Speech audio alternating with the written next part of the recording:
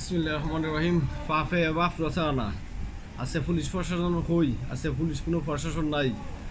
তানাত বলেন রাস্তাত বলেন কোনো জায়গাতেই নাই।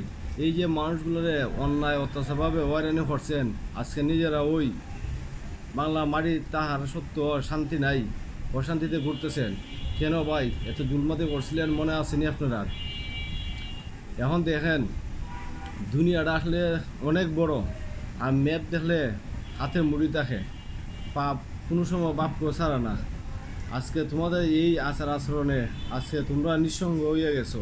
আচ্ছা 24 ঘন্টার ভিতরে এখন দেওয়া হইতেছে নোটিশ, আপনারা আইসিয়া যে যোগদান দিতেন পুলিশও। এখন পুলিশও যোগদান দেওয়া অত বড় কথা না, কিন্তু ভিতরে প্রত্যেকটা পুলিশে যারা অন্যায় কাজ করছেন তাদের ভিতরে বাইরে আছে যে এইভাবে কিভাবে এখন আমরা যাই কেন রে ভাই? একটু কি মানবতা ছিল না? একটু কি মনে ডর ভয় ছিল না? মৃত্যুর কি চিন্তা ছিল না? আখিরাতের নিয়ে কি চিন্তা ছিল না? এই যে অন্যায় অত্যাচারটা করছেন, হারে করছেন ভাই, আপনারা তো কোনো মামাতো ভাই, খালাতো ভাই, আপন ভাই, শাস্তল ভাই, চাচা, খালা যে কোনো একজন ছিল, কেউ না কেউ কিছু না কিছু আত্মীয় ছিল। আমরা তো আপনারাই আত্মীয়। আর আজকে দেখা যায় নিজেরার মধ্যে নিজেরা অস্তিত্ব খুঁজে পাইতেছ না। আমার দাবি প্রশাসনের আছে একটাই থাকবো, প্রশাসন থাকবে নিরপেক্ষ, দেশে আয় উন্নয়নের রাস্তা থাকবে। এবং ওই যে রাস্তাঘাটে আর একটা জিনিস, এই যে রাস্তাঘাটে আপনারা করছেন গাড়িগুলোর থেকে আপনারা আদায় করছেন, মামলা কারণে বিয়ে কারণে মারছেন। আচ্ছা কই আপনারা ক্ষমতা, হয়ে গেল আপনার এইসব? যদি একটু মানে ভিতরে ভয় থাকতো, আল্লাহ ভয় থাকতো, তাইলে আপনারা এগুলো করতেন না। মানুষ এত নিজের হয়েছে আপনারা দ্বারায়।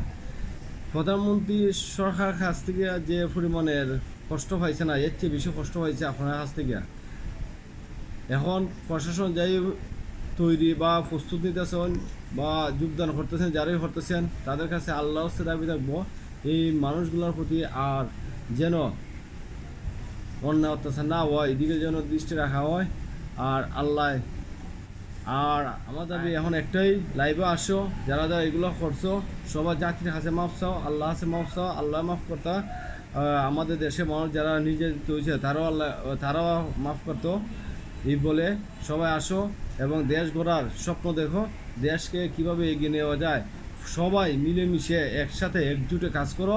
কোনো সরকার পক্ষ নয়, আমরা চাই না এমন কোনো সরকার আসুক এই দেশও যে নির্যাতনে আমরা 24 ঘন্টা থাকি, কোনো প্রতিবাদ করতে পারি না, কোনো পক্ষে বিপক্ষে কোনো কথা হইতে পারি না। আমরা নিরপেক্ষভাবে চাই পূর্বে যেরকম ছিল আমাদের দেশ, শান্তশিষ্ট ছিল, সেম এইভাবে যেন আমাদের দেশটা উপস্থাপন হয় এবং তৈরি হয় এবং প্রত্যেকের সাহায্য অত্যাচারী জুলমতি কোনো প্রশাসন যেন হয় না এবং কোনো সরকার আর এই দেশের ক্ষমতায় আসে না। যে সরকার দিলে আমাদের দেশের উন্নতি হবে না, অগণিতভাবে গুম হত্যা হবে না, এগুলা থেকে বন্ধ রাখার চেষ্টা করবেন। আর এইভাবেই নতুন আমাদের দাবি একটাই, নতুন কোনো প্রজন্মের নতুন কোনো সরকার যেন আসে, যে সরকার আমাদের মানে জনগণের কল্যাণে আসবে এবং দেশে আয় উন্নয়নের চেষ্টা করবে। এবং একটি সরকার যেন 3বারের উপরে নির্বাচন করতে পারে না, জয় পরাজয় থাকবেই, জয় পরাজয় থাকবে, এতে 3বার এর বেশি যেন কেউ নির্বাচন করতে পারে না। প্রতি বছরে নতুন নতুন প্রজন্ম যেন আসে এবং নতুন প্রজন্ম নতুন দেশ উন্নয়নের কাজে যেন অব্যাহত রাখে। সবাইকে ধন্যবাদ। ভিডিওটি শেয়ার দিবেন, লাইক দিবেন, কমেন্ট করবেন, জানাবেন। আমরা এগুলো বানাবো, দেবো এবং দেখাবো এবং আমাদের দুর্নীতিমুক্ত বাংলাদেশ গড়ার চেষ্টা করব ইনশাল্লাহ। যে যেখানে থাকেন, যেভাবে থাকেন, যেখানে দুর্নীতিগ্রস্ত লোকগুলো দেখেন তাদের প্রতি প্রতিবাদ করার চেষ্টা করবেন। ইনশাল্লাহ আমাদের দেশ আবার রুখে দাঁড়াবে। শ্রীলঙ্কা কিছুদিন আগে অবস্থা ছিল খারাপ, এখন দেখা যায় শ্রীলঙ্কা আমাদের থেকে উন্নত হয়ে যেতেছে। কারণ কি? দেশের জনগণ এবং সরকার প্রশাসন সবাই মিলে একজুটভাবে কাজ করতেছে। আমরাও একজুট বা একসাথে কাজ করতে চাই। ওকে, আসসালামু আলাইকুম, আল্লাহ হাফেজ।